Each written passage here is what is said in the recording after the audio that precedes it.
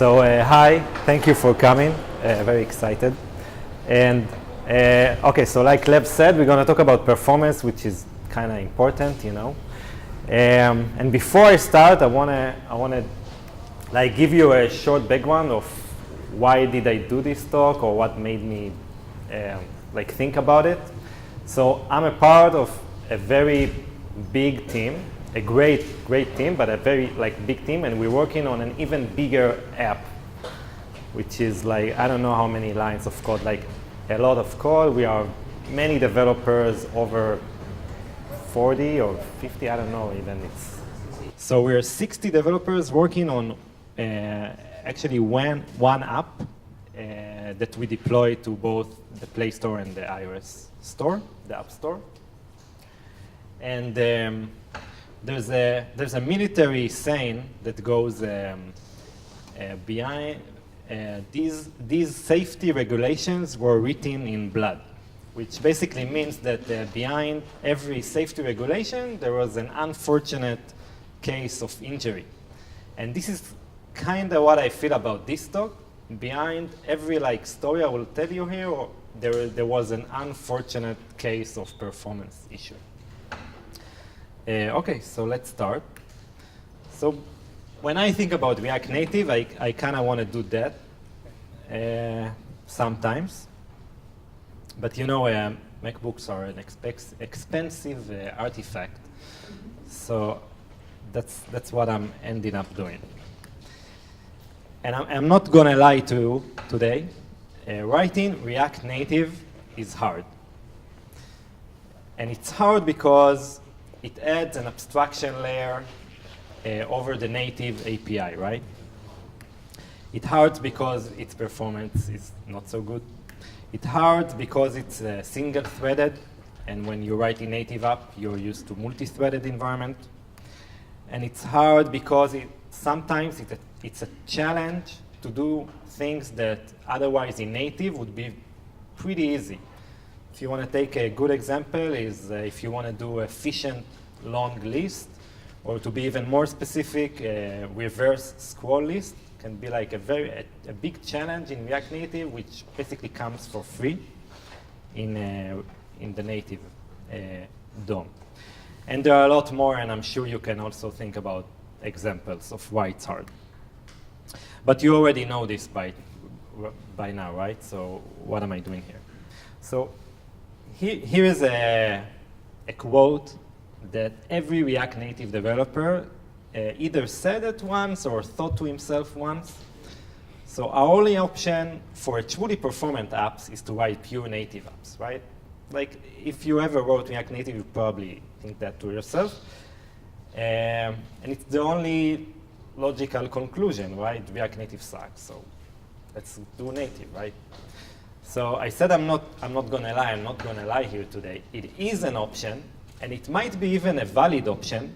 It depends on your use case, but I'm here to say that it's not the only option, and we can try another way. So about a year ago, we took the time and really put an effort to improve the performance of the app. So we tried to analyze it and understand what really blocks us, what are the blockers, why is it so slow sometimes, in which scenarios, and we came up with really interesting conclusions, which I want to share with you today as examples. So let's start with the first example. Okay, so Wix, for those of you who don't know, it's a platform to build website. It's basically a website building platform, DIY, so anyone can build his own site. He doesn't need to be a coder, he doesn't need to be a designer. And it's used mainly for businesses, and the Wix app is if you have a business and you build your site on Wix, you can manage your business on the go with Wix. You can manage your store, you can manage your bookings, you can do a lot of things. One of them is chat. You can chat with your visitors on your site. And this example is very, very simple. So we have a chat. Okay, everybody knows a chat interface. it has an input, and it has a send button. And what we wanted to do is super simple. When there's no input, there's no characters, just disable the send button, and otherwise enable the send button.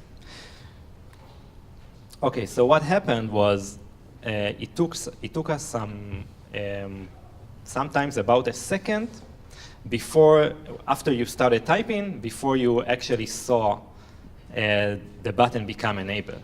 And it's like, it's the most simple feature, and we didn't understand why. Why does it take for React Native about a second from being disabled to enabled?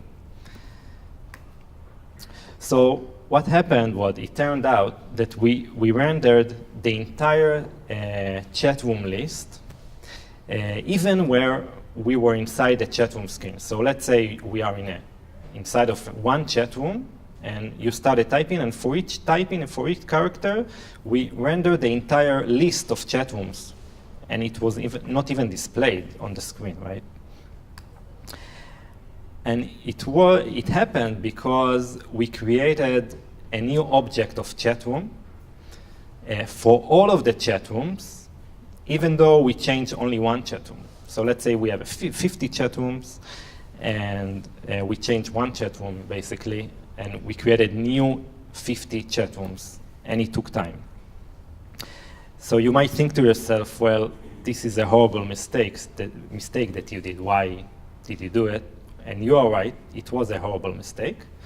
But when you write in a functional manner, immutable and everything, this looks harmless. Okay, just immutable state, create a new state for any change.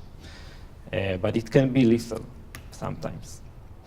Okay, so for the second example, this was, okay, so we noticed that messages, when they come in real time, they render slow on the screen. And to demonstrate that, I want to show you a quick before and after videos.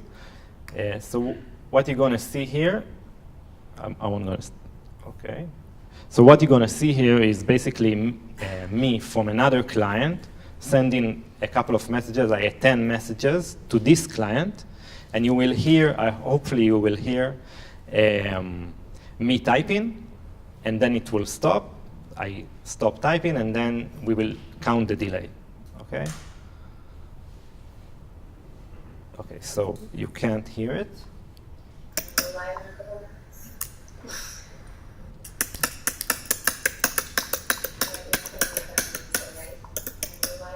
So the typing ended here, and I'm waiting for the messages to arrive and render on the screen. This is the before. And it took 12 seconds of delay. Since I wrote the end and sent it, till I saw the end on the screen, it took 12 seconds. Let's see the after.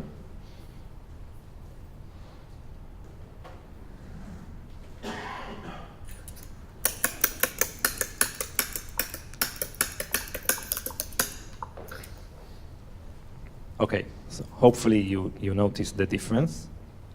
So what happened here? The problem was that component will receive props was called way too many times, okay? And every time it was called, sometimes, most of the times, it was called, and it shouldn't have, but every time it was called, it triggered a render cycle, a new render cycle, because it called set state inside component will receive props. So again, it looks pretty harmless. It works, right? It worked before.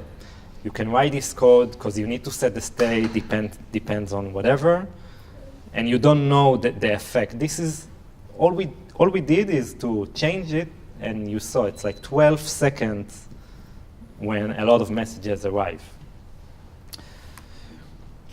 Okay, so this one is also pretty cool. I like it. So our very talented and creative designers created this amazing typing animation for us. You know, the kind that bubble heads show up, push the messages list from down to up, and they automatically become messages when the typing is ended. You know, a front-end developer nightmare. And okay, so we took on the challenge. Actually, not me, Aaron, which is here, took on the challenge. So we tried. First we went with the naive approach, right? So we have animated, and we calculated the animations on JavaScript side, and you can guess that it pretty much sucked. And you can't use native driver if you want to change the height of the object. There's a link of why you can't do that. And we needed to change the height because whenever the typing animation popped up, we wanted to push everything upwards. Okay, and then we remembered, wait a second, React Native gives you the promise, right, to do everything in native if you wish to do so. So they're not limiting you in JavaScript alone. You can do, basically, when you want to use native, you can use native. You can create native components and integrate it inside your React Native app. So we went native. We wrote it in native, and guess what? It sucked. And again, it's the same problem with the height.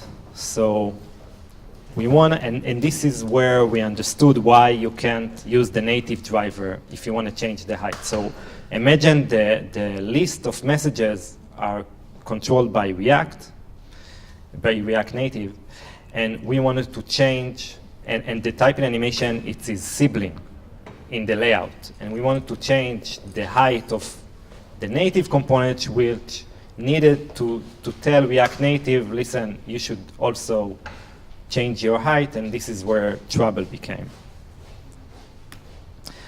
So just about when we were about to give up on this creative animation, it turns out that we could achieve the same slickness and everything we ever wanted by using React Native layout animation. Okay, and this will be the last example I'll show here today. It's a story about import versus require. So our app is composed of many modules. Okay, because we are a lot of developers working on the same app. Think about it as different bundles. So every module has its own CI, has its own build, everything, and then there's one, like the mothership artifact which imports all of these modules, and this is the app that you see. And we found out that doing lazy require for components only whenever you need them can save us a lot of time. I'm talking about seconds in the loading time of the app. So this is the lazy require. I want to show you what I mean because maybe it's kind of hard to grasp. So this is a typical file. So I import my component from the file, and we have this thing called module registry, because like I said, we have a lot of modules. We need to register into the mothership that the app would know, okay, we have this thing called my component. So this looks really harmless, right? But think about it, that every module has like at least, I don't know, 20, 30 files here in the import section. And when we did this simple change and just require it only when we called the register component, it shaved, I think, about 3 seconds from the loading time of the app, which is huge. Because again, when you play in big numbers, every chain counts. And all of these things that I'm telling you today is relevant for small apps, of course, because you can get worse by writing better code. But you might not see the effect. And when you start to scale up and when you're working on a really big app, this is where these things really matters.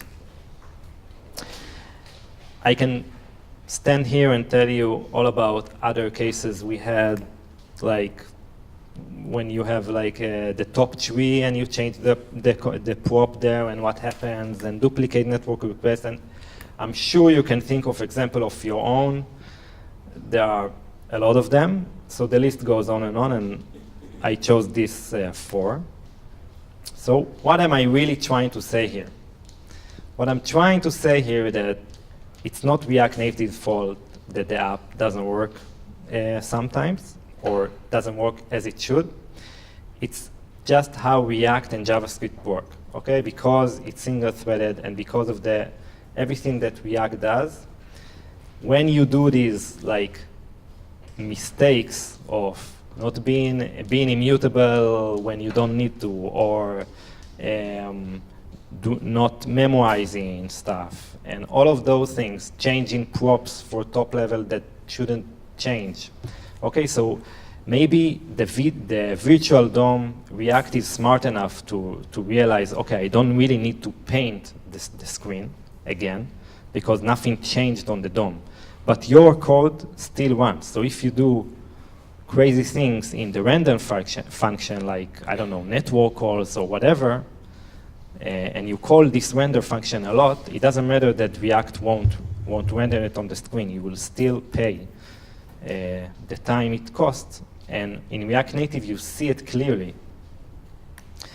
And it's easier to see it in React Native because of React Native architecture, because of the bridge, because a lot of the time we need to send messages over to the native and to get a response, and this costs. So if you want proof that it's not React Native fault, it's just how React and JavaScript work, I'll show you. So I call this example the good card, bad card. Okay, so it has a component I will show you in a second. This is the top component, the card. It has a card header, an input, a grandchild, which says if it has a value or not, a footer. And basically, it looks like this. Okay, so we have a list here of 100 cards. It's not something crazy, right? And a counter cards with values. And I'll start typing, and you can see that I'm typing. You can hear it, I hope, and see that the app doesn't react as it should. It's very, very sluggish. I wrote, see? And if you look closer here, so every time I hit a character, I render the entire list of cards. But, okay. But you can trust me here that it doesn't actually paint. Okay, if I'll